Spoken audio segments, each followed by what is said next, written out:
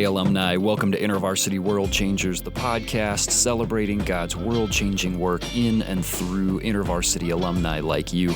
I'm your host, John Steele, and today we're talking with Kyle Campbell, a UNC Wilmington alumnus.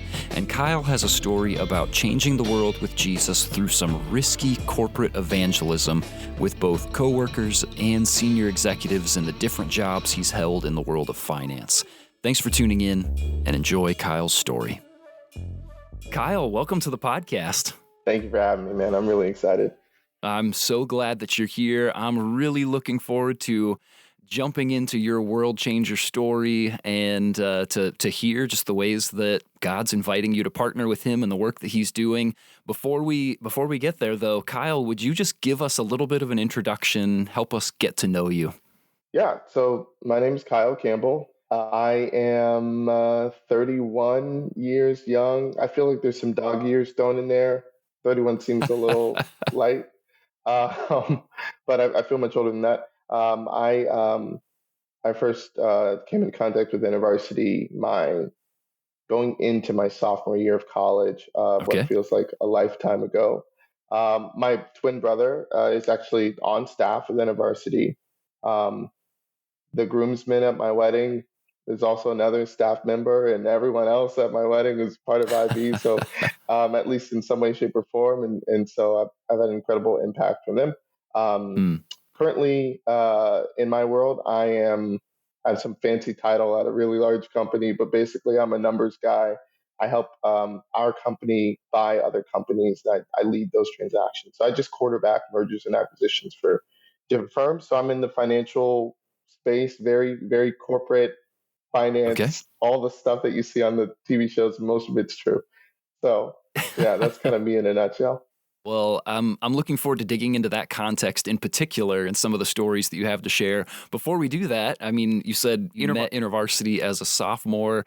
Do you have like I'm sure you have 100 stories, but do you have like one story you could share that feels like, this captures a bit of my quintessential InterVarsity experience as a student? Oh, yeah, absolutely. So I guess trigger warning, that's very appropriate to do. I'm the son of a pastor. I grew up in a culture of faith that I now know is uncommon in its depth and its scope and its validity. Growing up, it was just normal to me. So I grew up making Christian noises, I would say. I don't know that I was a believer. Surely the God of all creation will do what is just, like only he can judge. But I did not have a life filled with fruit that would say that I wanted to be with Jesus. I did like making Christian noises, though. And I loved the affirmation of being a worship leader and youth group leader and all those different things. So I definitely loved his gifts. I don't know that I loved him. And so my twin brother and I, when we entered into college, we were kind of closet atheists. I'm even more so than him. And so God met us both miraculously on the way into college. My brother actually ended up getting ready to commit suicide because of a really just traumatic event. And I remember him locking himself in a room, and I hear the story afterwards, he had prepared to go take his life, and he had been praying and crying out to God in ways that he'd never had before. And he was just kind of like, God, if you're real, then it's worth to keep going. But if you're not, like, there's no hope for me in my situation. And that night, the Lord spoke to my brother in miraculous ways, and he began to laugh and experience joy that he couldn't explain. Wow. And the next morning, he came out of our room shaking this old Bible in my face like a crazy person, saying, what if we lived like everything in here was true? I'm like, well, we would be foolish if we did that, because it's clearly not, right? And so we were at odds. And so we're best friends, obviously. And so he was like, well, hey, man, we can't really be cool like that if you're not willing to give Jesus a try. And I'm like, what are you talking about? We've been rolling together since the womb. We're going to be friends. He's like, nah, man, like, this is really too important. So I said, I'll give your God 30 days to change my mind about the necessity of this story. And because I didn't doubt that God was real. I had seen too many miracles. the story of faith that I'd grown up in. I had no doubts that God was real. I doubted highly that he cared. I doubted Mm. highly that he had a story worth telling, right? And so I very arrogantly challenged God, proved me wrong. I was that guy that loved to debate Christians about all the inconsistencies in scripture and all these different things. And so I just began over the next 30 days finding all these different ways that I could no longer trust in my atheism as something that was reasonable and intelligent and fully reconciled. And within that last week, I met Andrew Gibbons, who's an InterVarsity staff. He was on a prayer walk. He met my cousin, who had been told by my mom that my brother had had this miraculous moment, and my mom was praying for God to send someone to help bring him forward. And so she was like, "Well, hey, this is weird. You're apparently some pastor guy. My cousin just had this crazy moment. You should talk to him." So he talked to my brother, and then my brother was like, "Hey, you should talk to my brother." And so I ended up talking to Andrew Gibbons at a Buffalo Wild Wings about faith, and we started talking about God. And I said something to him, and he said something that changed my life at that point. He said, "Hey, was that a real answer, or did you just say that because I'm white?" And I was like, "Because you're white, I don't really trust you people." Wow. So I had some prejudice and some racism. I'd experienced some things that people would be surprised for folks to experience in the 2000s. And it was his curiosity and his humility and the miraculous ways that God was moving that made me give InterVarsity a chance. Um, and he dug in with me, and we asked hard questions, and we argued, and we wrestled back and forth. And him plus the Lord, over the next month, a new Christian, he was like, "Hey, you should be on my C team." And I'm like, "I don't know what that is, but sure, why not?" And we were off to the races there. So that's Wow. I hopefully that encapsulates the miracle, the intentionality that God used, and the humility and the courage that my staff showed to wrestle with me through a lot of hard things. Wow. That is an amazing, I'm sure, very abbreviated version of a phenomenal story. I can only imagine what the rest of that 30 days was like. Yeah. And I'm excited to dig in a little further into sort of what post 30 days and way post 30 days, what life has looked like for you. And as we think about InterVarsity, as students with InterVarsity, we heard time after time after time this vision of lives transformed, which clearly you got to experience in a major way. Campuses renewed and world changers developed. And moving forward here in our conversations, it's that world changers developed, and what it means to be a world changer is what we're going to lean into. And on this podcast, we talk about InterVarsity world changers having two parts. One, you've had a formative experience with InterVarsity. We've heard a small taste of that. And someone who is growing in love for God, his word, his people, and his purposes. And so I'm looking forward to seeing where those things kind of land in your world changer story and what that looks like for you. Now, Kyle, my understanding is that you're partnering with Jesus in some really meaningful and even sometimes risky ways in the working world and evangelism in the workplace. So I want to hear some stories, but before we do that, you've done this a little bit already, but can you just kind of paint a picture for us of the work environment that you live in every day and have been in for some time now? What is that space like as we start to think about doing evangelism in a space like that? Yeah. So I'll preface by saying I wanted to be an IV staff. I wanted to actually be a missionary and go overseas and do a bunch of different things. And I prayed about it. Foolish. Shouldn't pray about it. I should have just done what I wanted to do. Yeah. And the Lord said, like, "Yeah, I'm going to make you a missionary to the marketplace." And so I had two job offers out of college. There's a lot of stories we could tell about how I got into the field, but I was not a finance major until I had a moment with God. He told me to change my major. 3 days later, I met the president and founder of the bank that I ended up working for, who offered me a job for reasons, right? So all this stuff, God was in it all. And the job I got was like a $30,000 salary, and I had another offer for $100,000. I prayed about it. Shouldn't have prayed about it. That's the theme of my life. Shouldn't have prayed about it. And the Lord really told me to go to the much lower opportunity. So think I started out in a corporate banking environment in the South. So everyone's kind of sort of Christian, but no one's really Christian. They'll check the box, but a life with fruit, maybe not as evident, um, and very corporate, very regulated, very risk averse, right? These are banks, and not even an investment bank like in the Northeast. These are conservative people, which nothing wrong with that, but just a frame of mind of conservative ways of thinking, conservative ways fiscally around what we do, and everyone very scared of being sued and fired. And Mm. so I came into this bank environment. I was the first African American they'd ever hired. So I was employee 115, and I was the first African American they'd ever hired. And so I had Wow. some experiences that weren't super great. That clearly my time with InterVarsity, God was preparing me for. Um, Wow. so it was a pretty hostile work environment. I had letters written about me about how I was lazy and toxic, and I got a I, I I ended up working in a windowless room for reasons that it seems certain people didn't want anyone to know that I worked there. It was just not Wow. great. So it was a hard environment emotionally to try and understand, like, God, why would you send me to these people? And what the heck am I Yeah. supposed to give? And like, what am I doing here? Um, so just think like corporate finance, banking, all of that. And I've matriculated really well in my career. So I've been promoted probably 11 times in eight, Wow. 9 years. So I broke every record in every role I ever had. I have one of those cool stories about how I'm smart or something. I'm Yeah. smarter than the average penguin, but not as smart as the average woman, or I would win more arguments against my wife. Um, so I'm typically 20 years younger than everyone at my level. I'm typically the only African American in the room, and I am typically one of a very few people who is open about their faith.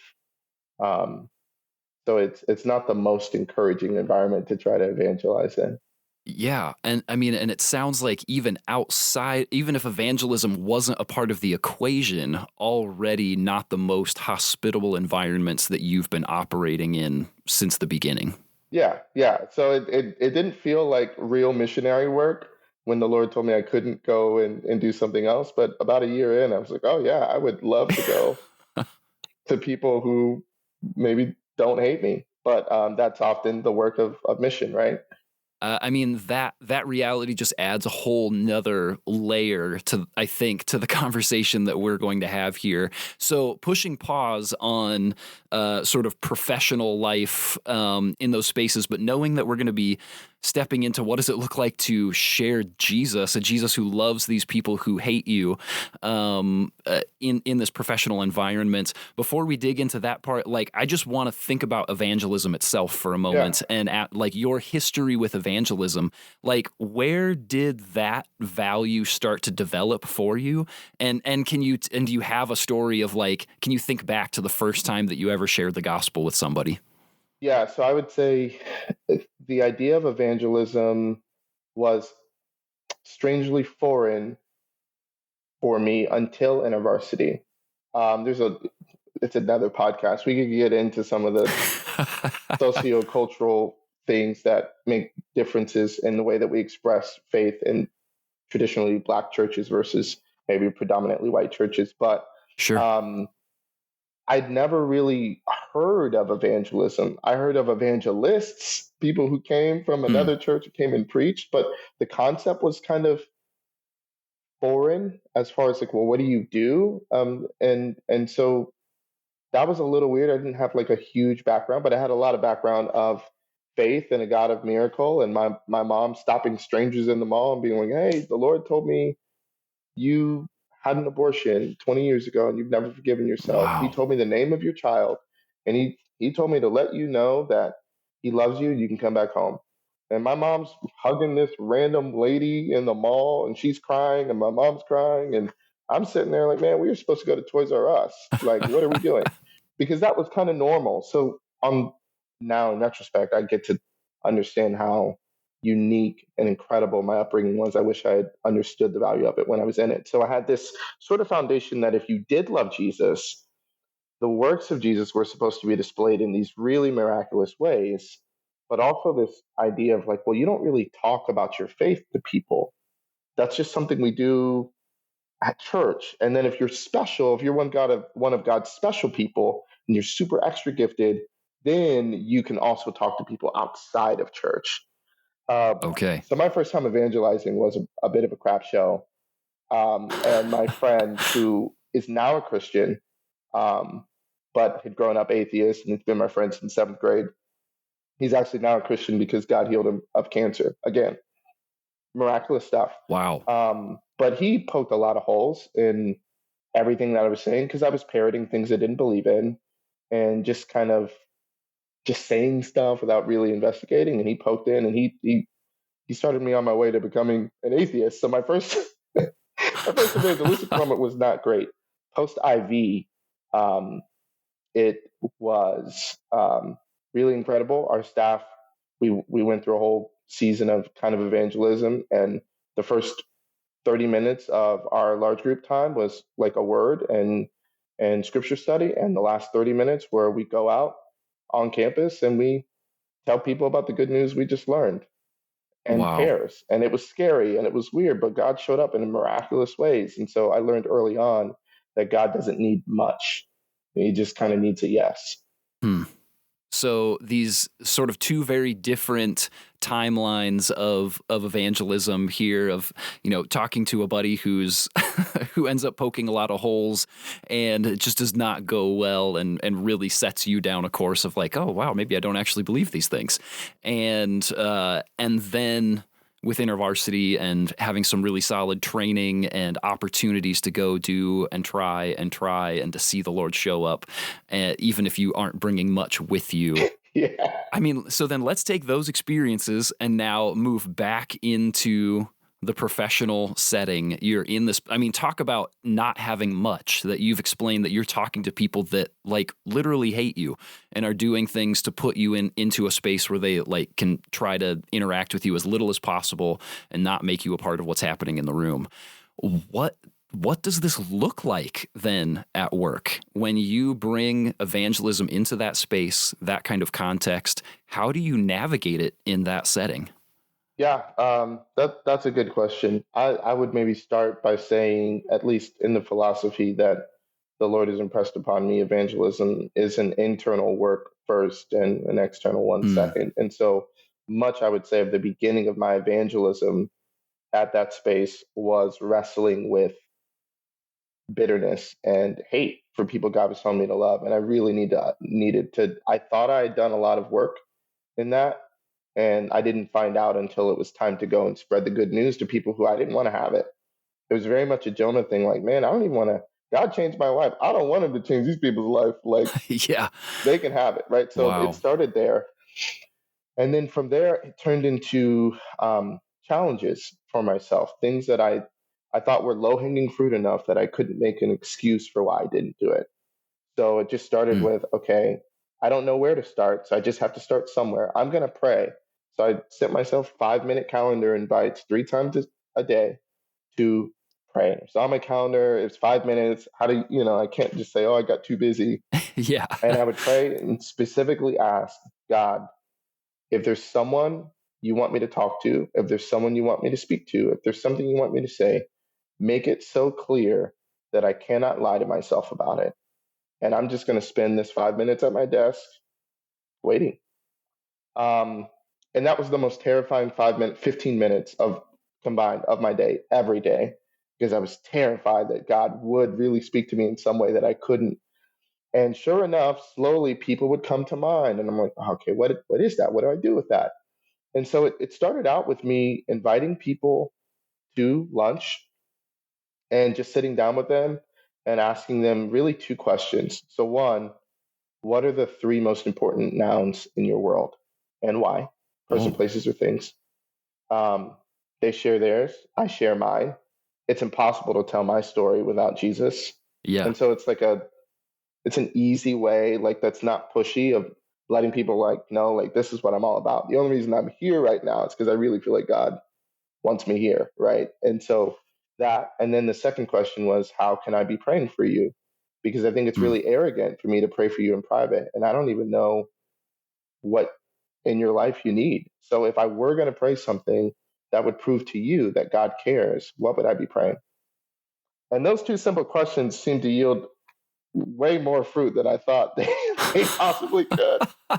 And I found myself quickly known as the Jesus guy, but in a way that apparently people did not feel offended by. So there were a lot of like people in the LGBTQIA community that I was reaching out to, and just they they had a picture in their head of what a Christian was and how they would respond to them and what that would look like, and I wasn't. And so I tried to go all the people that I thought maybe I had something against, because I find it's hard to hate someone when you know their story.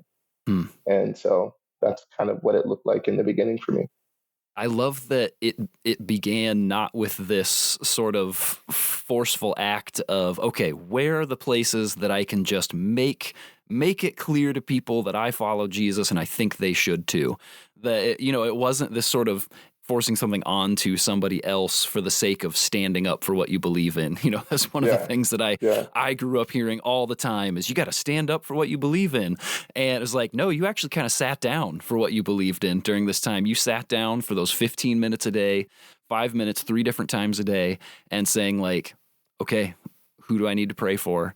And that even that act turned into, this is sort of arrogant for me to think that I know what to pray for these people. Yeah. And that there, like you said, this internal transformation was happening in you to make it even possible to know how to broach these things, and then to ask 3 most important nouns and how can I pray for you? I mean, if that doesn't feel like something that is extraordinarily accessible no matter who you are, like that's amazing. I would have to think that I would assume that you would also attribute this to, that feels like a work of the Spirit to give absolutely. That sort of like, people present Jesus with 2 different options. It's either this or it's this. And he's like, here's a third one you didn't think about. And like, that feels like one of those kind of moments of, let me give you a completely different option you've never considered. And this is how you're going to start weaving me into the hearts and minds of the people that you work with in a really unassuming and humble way. Yeah, I mean, the Lord had to expose to me that, at least initially, I didn't really care about the people I wanted to evangelize to. I cared about assuaging my own guilt and feeling like a good Christian. And I think that's what was exposed when I started to try and pray for people I knew nothing about, didn't know their story, didn't know what and also clearly didn't really care, right? Because I just cared about me praying for them, not that they would hear from God in a way that would change their lives. And so I had to do a lot of pruning of my own pride and arrogance and a sense of righteous indignation. And to be clear, not everyone there hated me, but it was a hostile environment for many, many years. Wow. And then as you continue on in this process, you say this is how it started. I'm interested to know, as you move through, as these relationships develop, as you're having things to actually pray for people, do you have any you'll never believe what happened today stories of sharing Jesus with your coworkers in these creative and humble ways? And not just, and let me ask that actually in 2 different ways. Sort of, you'll never believe what happened today in a way that my coworker responded, or any stories of, you'll never believe what happened in me today as a result of continuing in this process with Jesus and my coworkers. Yeah, it will probably not be a surprise to you. I got stories, man. I don't know why. My God is bored in heaven. Netflix is not working, and so he seems to always meddle in my life. So in the evolution of, to be clear, because I always want to, sometimes I tell these stories, we even talked about it, I tell these stories and it makes it seem like I'm some really faithful, just Bible thumping believer. I am a Bible thumping believer. I am sometimes faithful. But to be clear, this, like, if you look at the stock market charts, that's what my faith story and evangelism look like. There's some highs, there's some real lows. There's a whole lot of going 3 weeks without doing the thing and then going 2 days of doing it and all of that. But within the midst of that, God really moved. And so I would say one moment was I was in the shower at the work gym, and I heard, or I didn't hear audibly, but I just, the Lord spoke to me clearly. The story of Hosea and Gomer, and he brought up a person's face, and they were a very, very, very senior executive at this company. And I felt strongly like I was supposed to go and tell this man that God wanted him to love his wife the way that Hosea loved Gomer, even after she had Wow. betrayed him and cheated on him. And I was like, okay, whoa, that's very specific. Yeah. I don't know what to do with that. I sat on that for 2 days. I could not sleep. I couldn't eat. I was like, I'm going to lose my job. And I could not, I just had a newborn. I'm like, I cannot lose my job. I'm Yeah. like, I'm going to lose my job. And the Lord was like, yeah, you might. But like, I gave you this one, and I can give you another one. Right. So I was like, oh, shoot. Well, that is Oh, man. the worst type of true. It is technically true. Right. So I'm like, oh, man, you're right. Yeah. So through much fear and way more crying than I'm proud to admit today, I finally went to his office, and he wasn't there. And I was like, oh, thank God I'm off the hook. And the Lord told me, no, send an email. And I'm like, no, I'm like arguing with Jesus. Like, Yeah. HR reads these emails. Like it's one thing to That's have a worse. physical conversation. It's another thing that like, he's like, no, send the email from your company email so it doesn't get whitelisted. It doesn't get sent. He needs to see this, and it's more important than your job. And I'm like, okay, whatever. Cue the crying, the lamenting, the throwing up. I can't do this. Then I finally do it. So I send an email, and I actually send the scripture, and then I send like basically sermon notes and context. I'm like, hey, I just want you to understand what's happening in the story because I have no idea if he's a Christian. I know he's not a Christian, but maybe he grew up Christian, whatever. I'm not sure.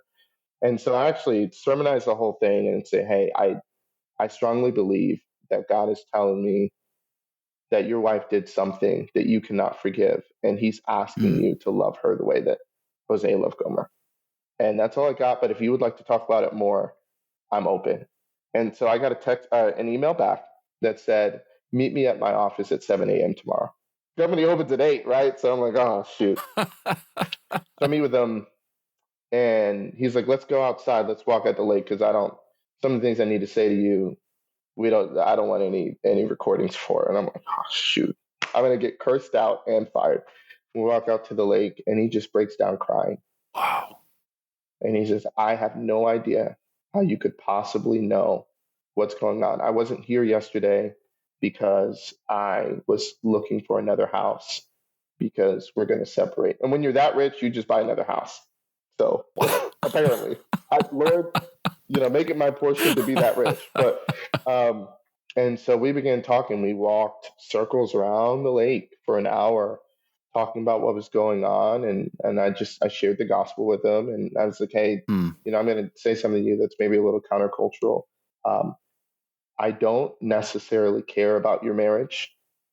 And I don't necessarily believe that God cares very much about your marriage in this sense.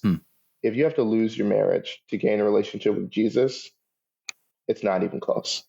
And so I can't promise you that if you lean into a relationship with God, he's going to fix your marriage. He hasn't told me that. I don't feel comfortable saying that. And I think it's a distraction. God is really the prize here. And I can't promise you that everything's going to be all right. I can promise you the same things that were promised to me. One, in this life, you will suffer.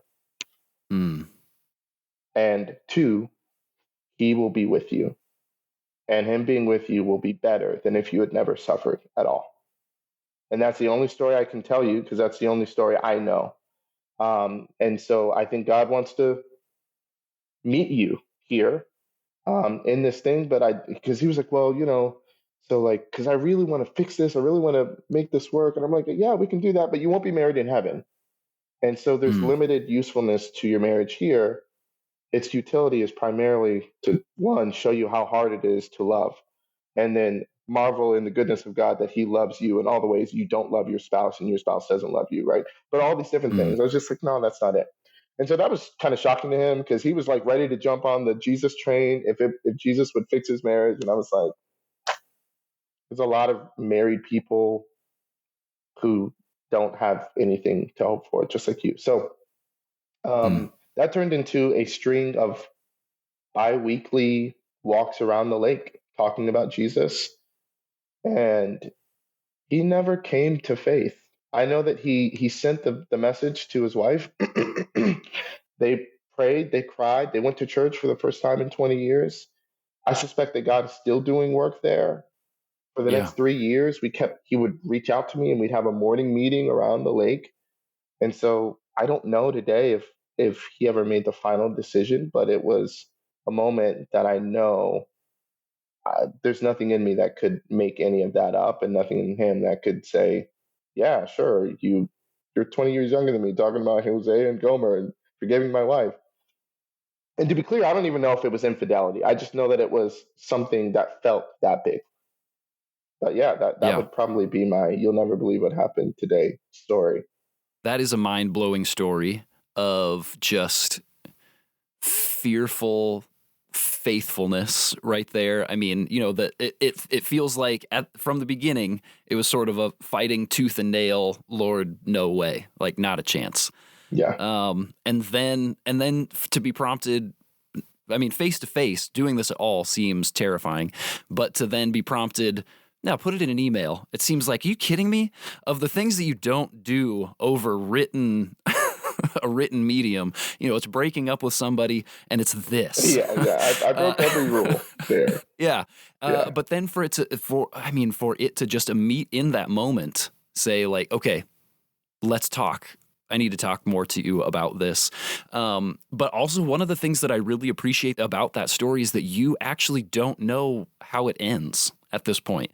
And if that isn't just such a reality, I think, for many of us, of the experiences that we will have in sharing the gospel, is that our seasons of life with people are oftentimes so short, and that the work of Jesus in people is such a long game. Yeah. That we have to be okay with saying, I will do the part, even if it's terrifying, and I'm not going to get the payoff at the end of knowing that he actually said yes and that his marriage was put back together and all this stuff, but to be faithful in this scary thing, to be faithful through the years that followed, that you said, of talking to him, and that still today you're left with, and I have no idea what happened. Someday, I assume someday you will know. Yeah. You'll be able to ask Jesus face to face, or you'll be able to see this person, hopefully, and say like, okay, now I know. But for now, that you're left with the question of like, okay, Jesus, this is in your hands. If something's going to happen, it's up to you and the other people that you're choosing to use. Yeah. Yeah. I think in so many ways, I have like stories like that. Maybe not anything quite that crazy, but I have a lot of stories. And to your point, many of them I don't know. I get to see from afar. I sometimes Hmm. hear like through the grapevine, so and so said you changed their life. And I'm like, what? They never told me. That would have been great because I was stressing out. Yeah. But yeah, to your point, like evangelism is an exercise in humility first and foremost, because it's really not about Yeah. you as much Yeah. as we would like for it to be. If there was anybody in these scenarios that it feels like would have the right to not change their mind about the people around them, it would seem to me, from a human perspective, it would seem to me that that's you. That you would have, knowing the environment that you were working in, for your heart to not change towards these people, and for you to just do like, I'm going to obey, but I'm not going to change. Like, it would seem like you would have every right. But I'm guessing that you were changing as well in this process. Were there ways that the way that you saw your coworkers, were there ways that was being transformed in these processes as well? Oh, absolutely. There's a moment that sticks out. It was paradigm shifting for me. Um, I'd flown to San Francisco on a private jet because that's how I was flying that in those days. No business doing it, but so it's like, just think of kind of the luxury that I was sort of experiencing. And we'd taken some clients to a Warriors game back when the Warriors were the Warriors, and Oh yeah. I think I expensed $30,000 in 12 hours. Wow. And staying in this really, really nice hotel. It's the Senator Hotel because a lot of senators stay there, but it's in San Fran, I believe. And I remember the next morning going to another meeting, and there are homeless people lined up, Mm. laying in the road, like laying in the street. People are stepping over them. And I'm from the South, so or at least I grew up here. We have homelessness here, but it's nothing like California. It's nothing like San Wow. Francisco. It's nothing like even New York. But so just bodies on the ground of people. And I'm like stepping over them and I'm thinking, man, I spent enough money in the last 12 hours to feed and clothe every single one of these people. Why in Mm, the world am I here and not like here on boots on the ground? Like, why did I fly here? Like, God, why in the world would you send me to do all this stuff to meet with these people who seem to have everything? And I have to step over people who have nothing. And I was like, I'm quitting. I can't do this. Like it's setting my soul on fire, like the injustice of it all. And the Lord really, mm, really convicted me. It's one of the maybe dozen times in my life I really felt like the manifest presence of God in a way that scared me in a healthy way, a healthy reverent fear of like, I think very Job like, who are you to talk to me about what I'm doing here? Um, and the Lord spoke so clearly to me. Um, I have people I'm sending to them, mm. like the people on the ground, and you are the people I'm sending to the people in the penthouse. And like Wow. basically like stay in your lane. Like I'm trying to do a better work than what you think is Yeah. happening. And the Lord was like, what if everyone you met with last night is really worse off than the people you just stepped over? Whoa. And that was a hard thing to really conceive of. I had to wrestle with that. But the Lord was just like, I need you to trust me that there are people spending $20,000 a night who are worse off than the person you just stepped over. And I'm sending you to them because they're destitute, they're homeless, and you have to see them that way. If you can't see them that way, I can't use you in this work. You have to see them as people who are homeless, not people who have everything. And that shifted like it.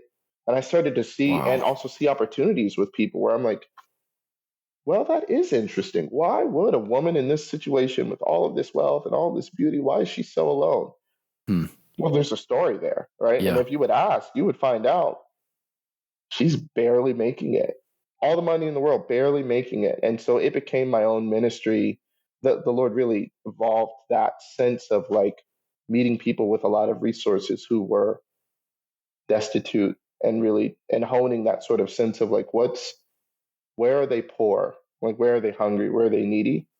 Um, but it took I was in that specific environment for 4 years. It probably took 2.5 to 3 before I really started to love the people God sent me to.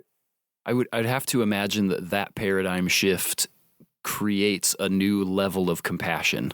That if you can see somebody who through the world's eyes has absolutely everything they could ever hope for, but that in the realities of eternity are completely bottom of the barrel destitute, that really puts a love and a compassion in your heart that couldn't have existed if you only saw them as these people who have everything, and so why would they ever have problems? Yeah, absolutely. So, I mean, the gospel's the gospel for that very reason, right? Like, I have a lot more resources now than I did when I was, than 10 years ago. And I can attest, like, life isn't, I mean, yes, I would rather, to be clear, God, I would rather have Yeah. troubles with money than troubles without money. But it was a huge barrier I had to cross of like just feeling like Mm, you don't deserve the gospel and you don't need the gospel. And both of mm. those things revealed to me a deep, almost demonic arrogance Wow. and pride that I had to do some uprooting. And my IB staff was actually my roommate after college, so he was helping. He was like, "Hey, we're just friends now, but yeah, bro, I need to check you on this. The way you're talking about these people, like, does not sound right." So IB, it's shown up. Can't get rid of it. You've said a couple of things here that stand out to me. One, a few minutes ago, you said, like, let me be clear. The stock market is a good picture for my engagement with evangelism, that there's some high highs and there's some low lows. There's some seasons where I wasn't doing what I felt prompted by the Lord to. So, and that you've also had places where you were being transformed in the midst of those things. So where are the places today that you're still in process as you think about engaging the professional world that you walk in with Jesus? Well, I think in a really interesting way, my evangelism has shifted. One, because COVID, right? So I used to be in the Hmm. office with these people, working side by side. You could grab lunch, you could grab 15 minutes. Now, if you want to make time for someone, there's no spontaneous meetings anymore, right? It's Right. scheduled. Yep. So that has changed a lot of my approach, and it now looks more like a lot of that. Three most important nouns. Tell me, like, hey, what are you dreaming about? What would you need to change in your life to wake up tomorrow and be excited for the next 20 years? Just trying to get into people's stories, because we're both aware in everyone's story there's a need for Jesus. So you just got to hear the story, ask a good enough question, you're going to find there's a need for Jesus. And that's Yeah. what it looks like a lot. But it's honestly, it's been a shift that I'm still like wrestling through. I don't feel as faithful as I used to Hmm. be. Some of that is the direct results of just a lack of fidelity and obedience to Christ. Much of that, I think, is a new work that God said. Like I said, evangelism is always internal first and external second. Yeah.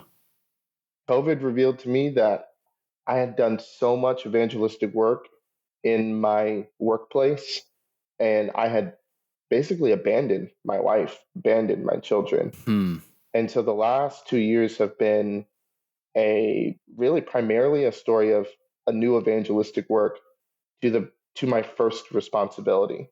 I think in Yeah. some ways I got really high on the affirmation of the stories I could tell and the people that I could bring, and my wife was languishing. She's like, we don't even pray together. How is this, like, make it make sense for me, right? Right. And Wow. so somewhere along the way, in a very insidious, slow but inexorable way, it became about the next story I could tell about Hmm. what God had done through me, but really what I had done. And so the last 2 years really have been a story of more intentional, intensive work with myself, and finding, finding places to serve that aren't necessarily at work. So I'm part of the work Bible studies. I do weird things there that I thought I was going to lose my job recently, because I'm on a call with all senior executives and C-suite people, and we're doing a Bible study. But work Bible studies can be another form of politicking if you're not careful. Hmm. And so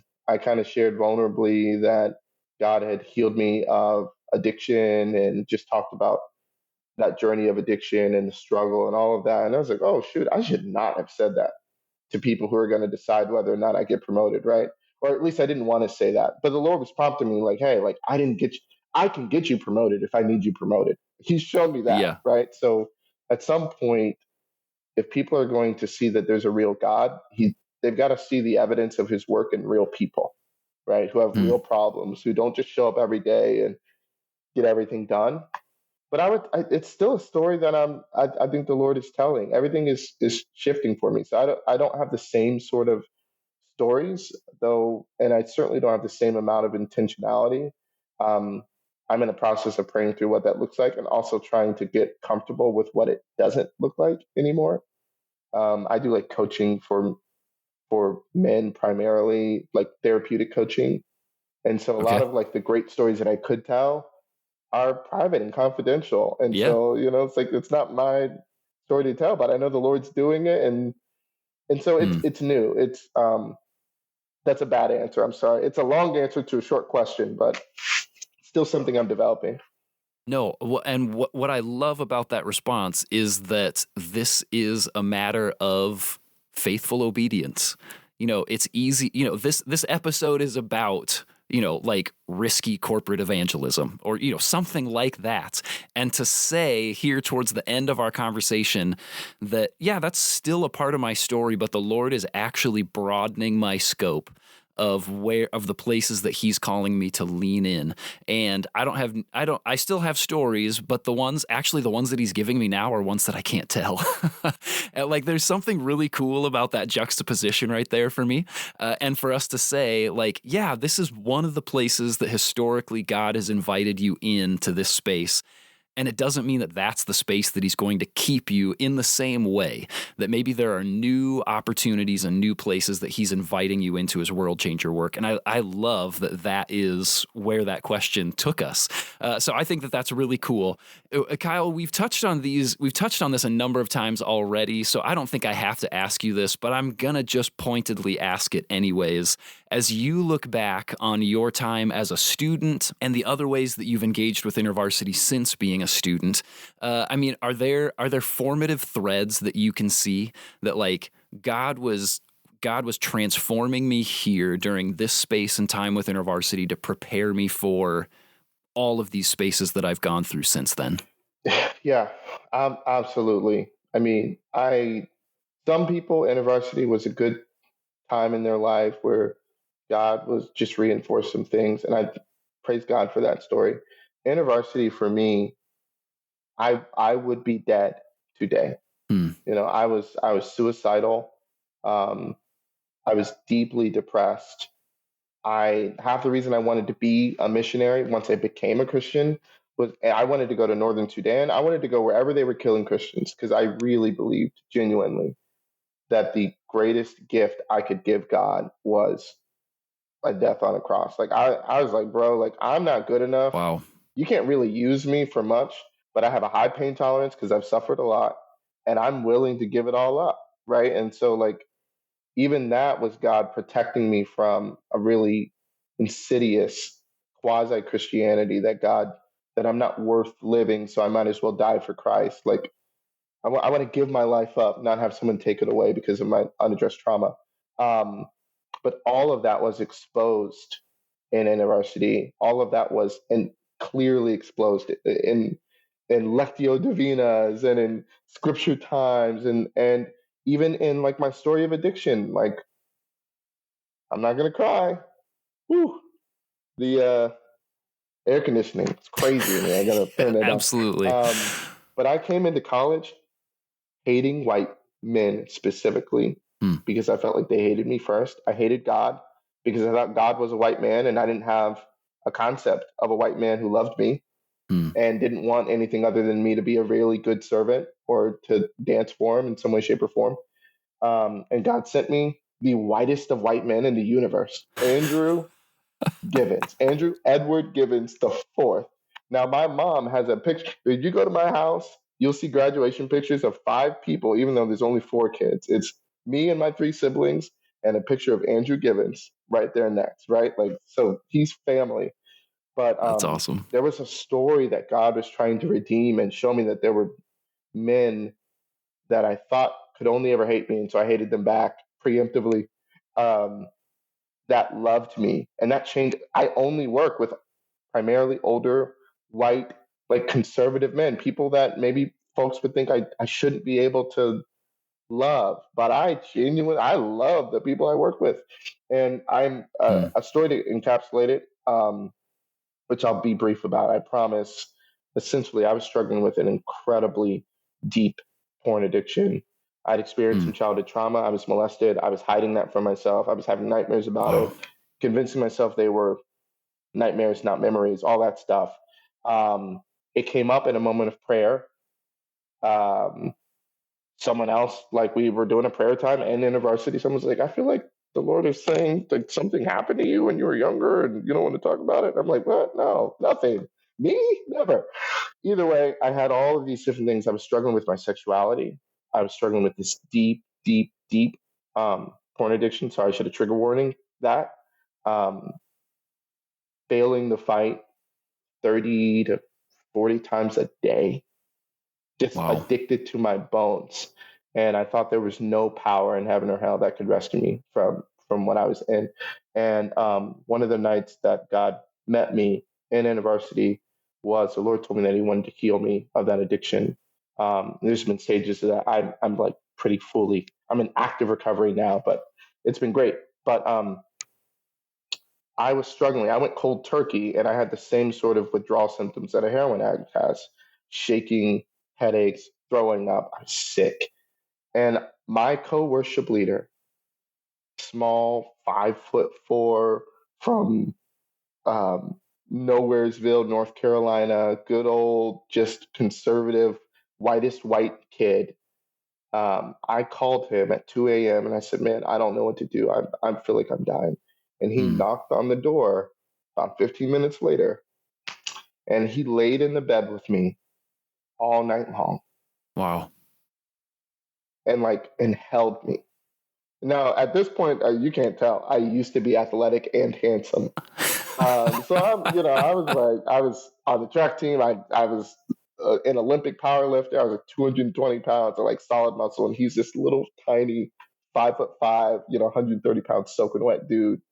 And he held me and he prayed with me, and he was the picture and the voice in the arms of Jesus.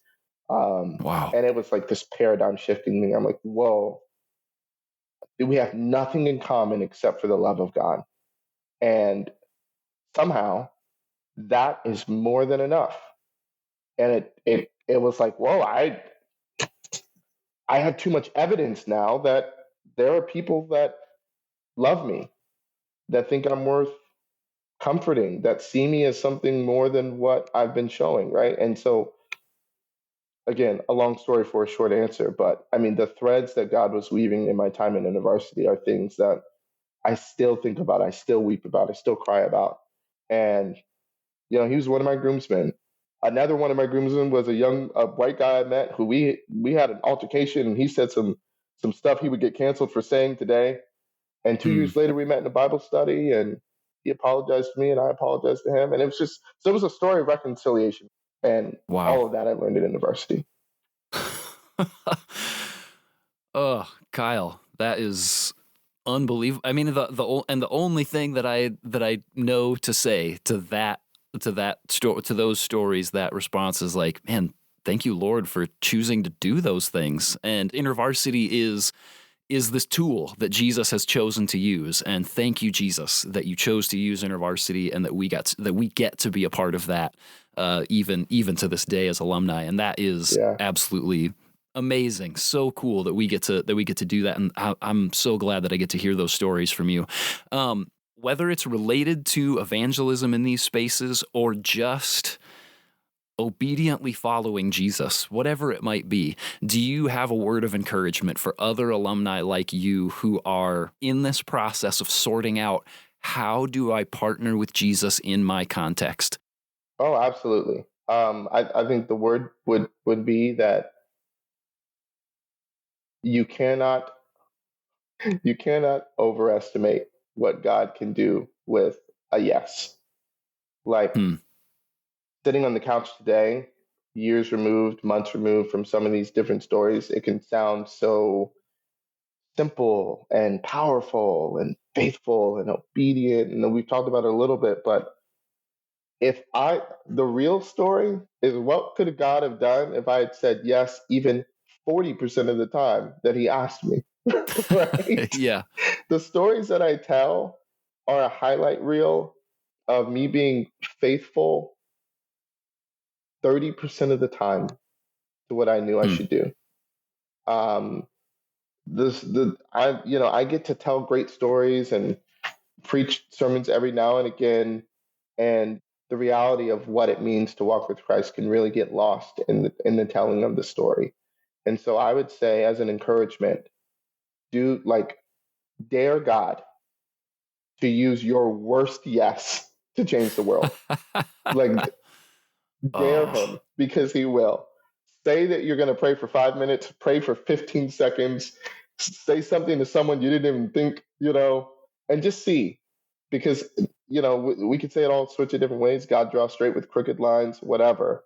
Um, I don't even know if half the time I did whatever the Lord told me. I'm not certain to this day it was the Lord speaking. I know I believed it hmm. was. And Yeah. whatever it was or wasn't, I know that God is faithful to take a broken yes and heal it on the way out of your mouth so that it turns into something good. And so, and that's a story I'm still trying to tell myself. So I say that to us. Don't Mm. overestimate what God can do with a crappy, just trash yes. Give him your worst yes and go from there. And I think we'll all be really pleasantly surprised. Yes. That's amazing. I mean, because when it comes down to it, God's going to do what he's going to do. It's just that he invites us to be a part of it for some reason. And, and so even our crappiest yes, he's still going to accomplish whatever the heck he wants to, which is pretty phenomenal. I mean, Yeah. that is amazing. I love that. Then Kyle, the last thing that I want to know is how can your alumni community be praying for you? I'd love to take one or two things or five, whatever you got, and just put it in the show notes of this episode. And as people listen, for them to be able to say, yeah, I want to be a part of an alumni community that prays for each other. So how can we pray for you and what's happening in your life? That's a good question. A question that you sent me and I completely disregarded. I would say, if you're praying for me, you can be praying for further internal reconciliation. Just, I'm privileged that I present as someone with whatever 10 talents and a lot of gifts and a lot of faith and all these different things. And I try to be as open and vulnerable about my flaws as possible because I think it's the most helpful anything anyone who's publicly about Christ can do. But in private, like I am still wrestling with like some of the stories of my past. I recognize now at 31, I'm missing years of memory in my childhood and life, things that I'm just now finding out I forced myself to forget. Um, and the hard thing, the frustrating thing is God has healed me in so many miraculous ways, so consistently, so steadfastly over the last decade. I should not, there's no reason for me to be afraid that he can't touch what's coming up in therapy next week. But I still do. I'm just like, man, like, and I'm also like, am I the most broken person in the universe? Like, what is wrong? What is wrong with me? I'm not clearly, but well, maybe I am. I don't know, but I'm the least of these, as many of us are. So if you could just be praying that, like, my incredibly super culturally black pastor says all the time, I'm praying that the wind of God would blow in your direction. He always does this. He's so theatric. It's great. It's like watching Martin Luther King preach every Sunday. It's way too much. Wow. But if you could be praying that, like that the wind of God would be blowing in my direction as I do a lot of internal work, a lot of private work that no one needs to hear the stories about, but I'm still trying to be fully reconciled with why God chose me to be me and why he even trusts me with half the things he trusts me with in light of everything. So again, I only have long answers to short questions, but yeah, if you filter something out of everything I said, pray for that. I get that. Absolutely. We will do that. And man, Kyle, again, you and I have talked for an hour and we've exchanged a few emails, but I do just want to affirm that you are a child of God that he loves deeply, who even at 30% faithfulness, that God is moving in really amazing ways, and that he, that he loves you and that he's changing the world with you. And that's a really awesome privilege to get to be a part of that. And I'm so grateful for you, for your humility, for your willingness to share big stories, things that you celebrate, that you humbly celebrate, but also things that you lament. And I'm grateful for your willingness to reach across both ends of the spectrum for those things in this conversation, and just to be really open with that stuff. And it is a deep privilege for me to get to talk to alumni like you who are working through those things and trusting me, trusting us, trusting this podcast with your story. And I'm just really grateful for your time and encouragement to other alumni like you. So thanks a lot, Kyle. I appreciate it, man. Thank you so much for having me on the podcast. This has been really, really fun. And like I said, InterVarsity, my life is forever changed because InterVarsity and the missionaries that they've sent said yes. So I appreciate it. Thanks for tuning in, alumni. Check the show notes for more information about today's guest and for ways that you can be praying for your fellow alum. If you know someone who needs to hear this story, take just a moment to share the episode with them, and then be sure to leave us a rating and a review as well. Now go change that world, alumni.